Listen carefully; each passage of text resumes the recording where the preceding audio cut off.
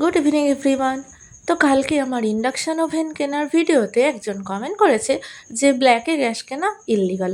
তো হ্যাঁ, একদমই ঠিক কথাটা।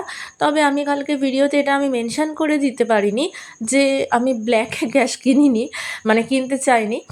এটা আমারই বুকিং করা গ্যাস ছিল, মানে আমার ডিএসসি কোড এসে গেছে, টাকা পেমেন্ট হয়ে গেছে।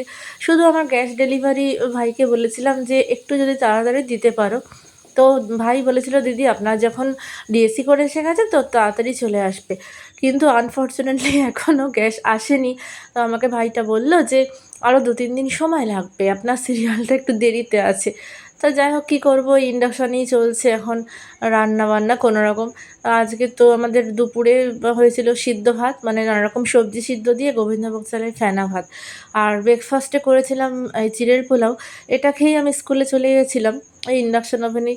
তার জন্য ওই ফ্রাইং কড়াইতে একটু তেল দিয়ে জিরে তেজপাতা শুকনো লঙ্কা ফোড়ন দিয়ে বিনস গাজর আর একটু চেরা কাঁচা লঙ্কা দিয়ে মানে ওগুলো ভালো করে ফ্রাই মতো করে তারপরে চিড়েগুলোকে দিয়ে দিলাম, সাদা চিড়ে দিয়ে তারপরে একটু পরিমাণ মতো জলের ছিটে দিয়ে রান্না করলাম। আমি চিড়ে কিন্তু আলাদা করে ধুয়ে দিই না, তাতে করে কি হয়, গলে যায় চিড়েগুলো, এই কারণে। তো যাই হোক, তারপরে নুন মিষ্টি হলুদ দিয়ে আর একটু নামানোর আগে ঘি দিয়ে নামিয়ে ফেললেই রেডি হয়ে গেল আমার চিড়ের পোলাও। তো চলো, টাটা।